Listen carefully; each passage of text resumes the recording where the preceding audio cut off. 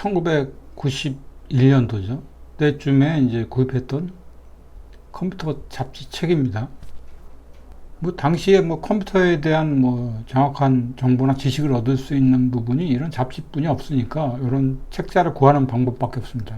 이 책은 헬로 피쉬라는 잡지책이고 책자가 그렇게 큰 책은 아니었습니다. 이후에 이제 90년대 중반으로 넘어오면서 잡지책도 이제 웬만한 패션 잡지책 크기, 사이즈, 모양으로 이제 커졌죠.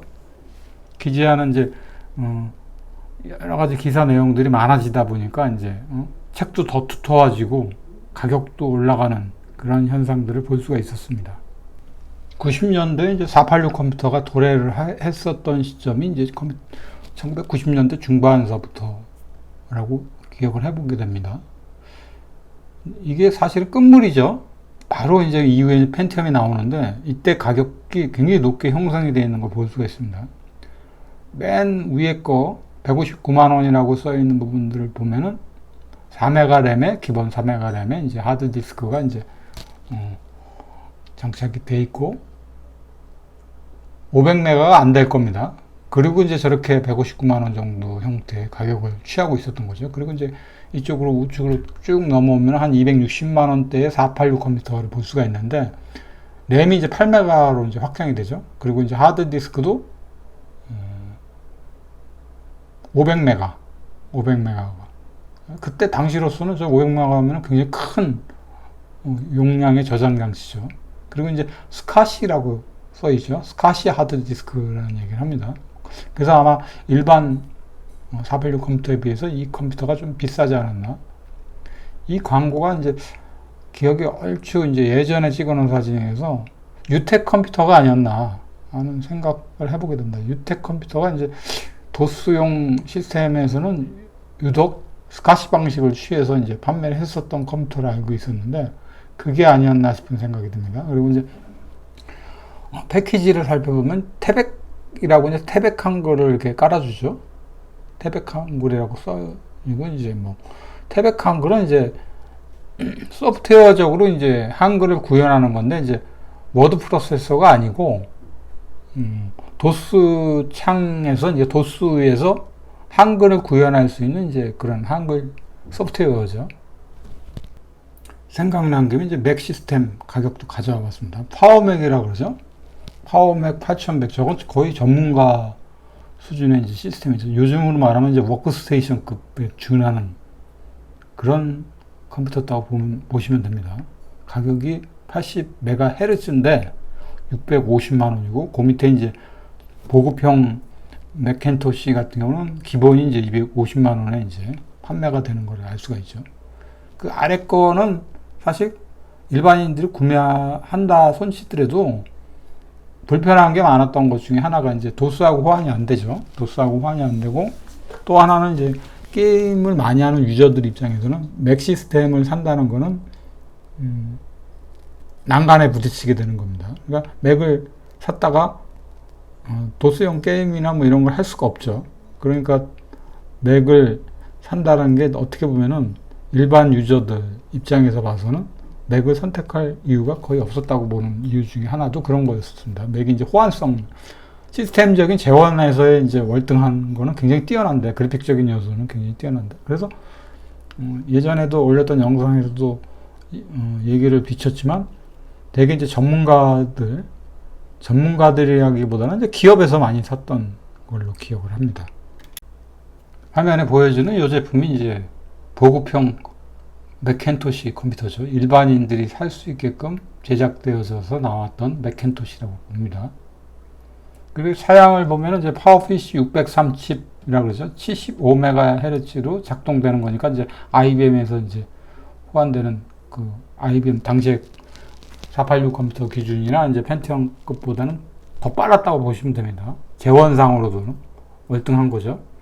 램도 기본적으로 8메가를 꼽아주고, 8메가이면서 저게 이제 그래픽 인터페이스입니다. 그래픽 유저 인터페이스이기 때문에 애플 컴퓨터는 도스라는 개념이 없죠. 그냥 부팅 자체가 그냥 그래픽 요소로 들어가는 겁니다. 그런 매력은 있죠. 그리고 대용량 하드디스크를 이제 끼워주는 조건, 그리고 4배속 CD-ROM 드라이브. 저건 분명하게 이제 스카시 방식일 겁니다. EID 방식이 아닐 겁니다. 그리고 이제 비디오 입력 포트에 이제 TV 수신 카드 들어갔다라는 거 보니까 좀 흥미롭네요. 그리고 이제 14400bps에 이제 팩스 모뎀이 들어가 있고요. 모뎀은 있어야 돼요. 업무용으로 쓰려면 이제 팩스 모뎀 같은 경우는 이제 90년대 많이 사용을 했었으니까 모뎀이 기본적으로 들어갔으려 봅니다. 그리고 비디오 편집 프로그램 뭐 이런 것들이 들어가 있고. 근데 이제 이 맥 시스템은 저거 자체를 쓰는 게 문제가 아니라 거기에 딸린 소프트웨어를 구입하기가 굉장히 비쌌습니다. 그래서 시스템만 한 대 구축했다 그래도 되는 게 아니라 거기에 대한 소프트웨어들을 구현을 하기 위해서 이제 그런 걸 구매를 해야 되는데 그게 이제 상당한 가격이었죠. 그래서 맥을 좋다는 걸 알지만 접근하기가 힘들었던 것 중에 하나가 너무 폐쇄적이었다라는 게 이제 맥 시스템의 이제 첫 번째 요인이 아니었나 그렇게 판단해 볼 수가 있습니다. 이번에 나온 화면은 좀 생뚱맞죠? 이 B85M 프로라는 이제 하스웰인가요? 4세대가 하스웰이죠. 하스웰급 시스템을 구축을 해놓은 겁니다. 저는 이런 시스템 정도를 아직도 메인으로 쓰고 있습니다. 물론 이제 최근에 9세대급 시스템 부품만 좀 사서 구축을 좀 해놓긴 했는데 이것도 이제 메인으로 거의 쓰다시피 합니다. 왜냐면 이제 게임을 하는 경우가 아니고 뭐 렌더링을 좀 한다든가 이제 워드 프로세서라든가 뭐 그런 정도의 형태로만 쓰니까 굳이 뭐 빠르고 높은 사양을 쓰기가 좀 그렇죠. 그래서 다시 케이스만 부품을 이제 남는 거를 이번에 9세대 컴퓨터를 업그레이드를 하면서 남은 부품을 버리기는 아까우니까 케이스만 좀 제일 저렴한 케이스를 하나 구입을 해서 이걸 다시 재조립을 한 겁니다. 재조립을 했는데 이제 쓰던 부품들을 갖다가 다시 낀 거죠. 다시 끼고 CD-ROM EID 방식의 CD-ROM도 버리기가 너무 아까워서 그 요즘 보면 이제 변환 카드라는 게 있죠.